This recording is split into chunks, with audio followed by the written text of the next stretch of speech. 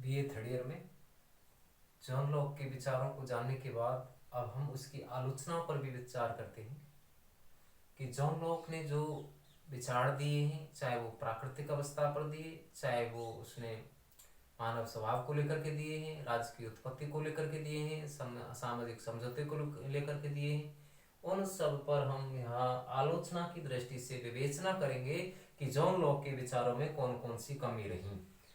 तो John Locke जो आदर्शवादी विद्वान रहा है, उपयुक्तवादी रहा है, व्यक्तिवादी भी रहा है, और उसके लिए हम कहते हैं कि वो क्रांतियों का भी दार्शनिक है। आज हम उसकी आलोचना पर विचार करते हैं, देखते हैं कि कौन कौन सी बातें उसकी गलत रही हैं। पहली बात यह है कि प्राकृतिक अवस्था का जो लॉक ने चित्रण किया है वो त्रुटिपूर्ण है। लॉक जो ये कह रहा है कि प्राकृतिक अवस्था निरंतर शांति की, सद्भाव की, सहयोग की, समन्वय की अवस्था थी, कोई भी झगड़ा, निरंतर युद्ध कुछ भी नहीं होता था। तो इस बात को हम माने तो एक पक्षीय धारणा तो है कि भाई ये एक पक्षीय विचार है कि कभी ऐसा नहीं हो रहा होगा कि व्यक्ति हमेशा शांति प्रिय रहा हो, व्यक्ति का कभी कोई किसी से युद्ध झगड़ा नहीं हुआ हो। ऐसा जो लोग कह रहा है वो यहाँ त्रुटिपूर्ण लग रहा है, गलत लग रहा है। लोक का ये मानना कि प्राकृतिक अवस्था निरंतर शांति सद्भाव की अवस्था थी और कभी किसी से संघर्ष नहीं हुआ, यदि इसको मान भी लिया जाए तो ये गलत यहाँ इस तरीका से भी गलत सिद्ध हो जाती है कि यदि वो शांति की अवस्था थी तो फिर राज्य और समाज की स्थापना करने की, सरकार की स्थापना करने की आवश्यकता क्यों हुई। यदि प्राकृतिक अवस्था बहुत अच्छी थी, आदर्श थी, तो राज्य और सरकार की आवश्यकता नहीं होनी चाहिए थी और राज्य और सरकार नहीं होना चाहिए था। तो यह ये प्राकृतिक अवस्था का जो चित्रण किया है वो गलत है, भ्रमपूर्ण है, त्रुटिपूर्ण है। ठीक है विद्यार्थियों, दोबारा सुने कि जो लॉक ने ये बताया कि प्राकृतिक अवस्था शांत थी, अच्छी थी, सद्भाव की अवस्था थी। यदि वो अच्छी अवस्था थी तो राज्य क्यों बनाया, तो ये भ्रमपूर्ण लग रहा है। दूसरी आलोचना ये की जाती है कि इस राज्य की जो स्थापना का जो उद्देश्य है मात्र भौतिक नहीं है।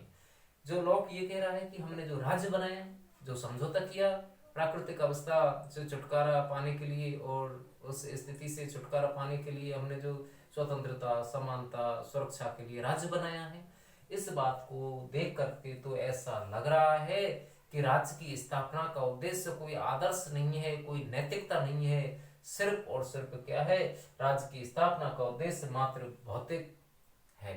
और राज्य मात्र एक भौतिक नहीं होता है। भाई हम किसी बाह्य आडंबर के लिए, दिखावे के लिए राज्य थोड़ी बना रहे हैं। राज्य तो नैतिकता और आदर्श सदाचार की स्थापना करे, इसके लिए हम राज्य बनाते हैं, सरकार बनाते हैं। तो राज्य की जो स्थापना की है उसका उद्देश्य मात्र भौतिक नहीं हो सकता है। और लॉक ने जो विचार दिए उनसे ऐसा लग रहा है कि राज्य की स्थापना उसने सिर्फ भौतिक उद्देश्य के लिए की है, स्वतंत्रता और समानता, संपत्ति की सुरक्षा के लिए की है। आगे आलोचना है कि संपत्ति संबंधी जो विचार है, संपत्ति की जो विचारधारा है लॉक की, वो कैसी है, विसंगतिपूर्ण है, वो भी त्रुटिपूर्ण है, गलत है। कहने का मतलब ये है क्योंकि जो लॉक ये कह रहा है कि किसी संपत्ति में यदि हमने क्या है कि अपना श्रम मिला दिया है तो वो अपनी हो गई।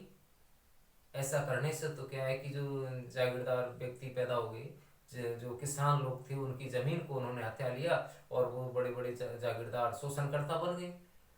तो ये विचार भी गलत है लॉक का ये कहना कि किसी बाग में और किसी पेड़ पर क्या है कि फल फूल लगे हुए हैं, यदि मेहनत करके वो मैंने तोड़ लिए तो वो मेरे हो गए। तो ये तो गलत है क्योंकि पेड़ को बड़ा करने में और एक बाग लगाने में तो बहुत मेहनत करनी होती है, और किसी ने क्या है कि थोड़े परिश्रम से उनको तोड़ लिया तो क्या वो उसके हो गए। तो ये गलत रहा है। तो संपत्ति संबंधी विचार भी उसके त्रुटिपूर्ण लग रहे हैं। प्राकृतिक अधिकारों की जो धारणा है वो भी गलत है। प्राकृतिक अधिकारों के बारे में जो लोक ने ये कहा है कि प्राकृतिक अधिकार जीवन का, स्वतंत्रता का और संपत्ति का अधिकार थे। ये प्राकृतिक अधिकार यदि इतने अच्छे थे तो फिर क्या है, राज्य सरकार की आवश्यकता नहीं होनी चाहिए थी। तो प्राकृतिक अधिकारों की धारणा भी त्रुटिपूर्ण है, और इसलिए भी त्रुटिपूर्ण है कि हम प्राकृतिक किसे माने, क्योंकि प्राकृतिक शब्द को लेकर के विद्वानों में मतभेद है। कोई स्वतंत्रता को अच्छा मानता है, कोई समानता को अच्छा मानता है, और कोई कोई एक तरीका से संपत्ति को अच्छा मानता है। लोकतंत्र को कोई अच्छा मानता है तो कोई लोकतंत्र को बुरा मानता है। तो ये हम किस चीज को प्राकृतिक माने, स्वतंत्रता को माने, समानता को माने। तो यहाँ त्रुटिपूर्ण धारणा है कि इसमें मतभेद है। आगे है कि वैधानिक राजसत्ता को महत्व नहीं दिया है। वैधानिक राजसत्ता जो कानूनों पर आधारित होती है उसको कोई महत्व नहीं दिया गया है। और उसने कौन सी राजसत्ता की बात कर दी है? एक ऐसी राजसत्ता की बात कर दी है कि जो एक तरीका से हमारी संपत्ति की सुरक्षा कर रही है, एक तरीका से ऐसी बात उसने बताई है। तो यह वैधानिक राजसत्ता को कोई महत्व नहीं दिया है, जबकि हमारी राजसत्ता वैधानिक होनी चाहिए, कानूनी होनी चाहिए, नियमबद्ध होनी चाहिए, ऐसा हम कह रहे हैं।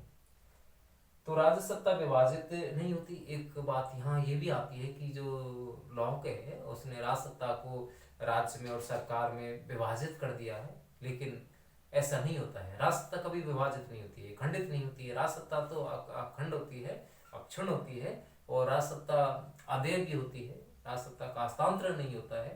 तो राजसत्ता के जो विभाजन की बात कर रहा है जो लोग, राज्य और सरकार में उसको बांटने की बात कर रहा है और विकेंद्रीकरण की बात कर रहा है, वो भी गलत है। यहाँ पर राजसत्ता कभी विभाजित नहीं होती है, किसी एक व्यक्ति में ही राजसत्ता हो सकती है। और एक बात यहाँ रही है कि वैधानिक राजसत्ता को भी महत्व उसने नहीं दिया है। तो ये बात दोबारा आ गई यहाँ पर कि वैधानिक राजसत्ता है उसको कोई महत्व नहीं दिया है उसने, कानूनी राजसत्ता को महत्व नहीं दे रहा है।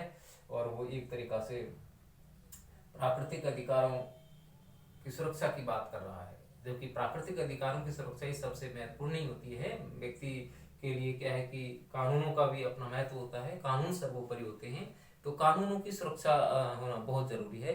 तो यहाँ हमने कुछ आलोचनाएं यहाँ देखी जॉन लॉक के विचारों की, और मैं समझता हूँ कि जॉन लॉक पर जो प्रश्न बनता है वो महत्वपूर्ण यही बनता है, प्राकृतिक अवस्था क्या है।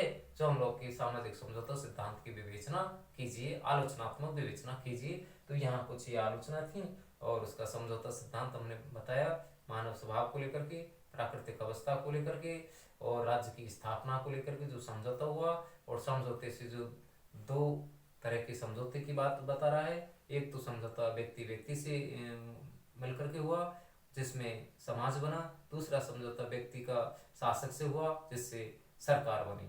तो यहाँ हमने लॉक के बहुत अच्छे विचार देखे। अब हम उसकी आलोचना के बाद ये लग रहा है कि यहाँ लॉक पूरा हो गया है, लॉक के जो विचार हैं वो पूरे हो गए हैं। अगला अपना दार्शनिक होगा रूसो, जीन जैकस रूसो। वो भी समझौतावादी है, क्योंकि 3 समझौतावादी हैं, हॉब्स, लॉक, रूसो। तो रूसो पर अच्छे प्रश्न बनते हैं बजाय लॉक के। तो रूसो पर प्रश्न आता है, हर साल आता है, रूसो पर प्रश्न आता है। रूसो की सामान्य इच्छा आती है, रूसो के सामाजिक समझौते पर भी प्रश्न आ जाते हैं, स्वतंत्रता पर उसके विचार हैं वो भी आ जाते हैं। तो आगे की वीडियो में होंगे वो।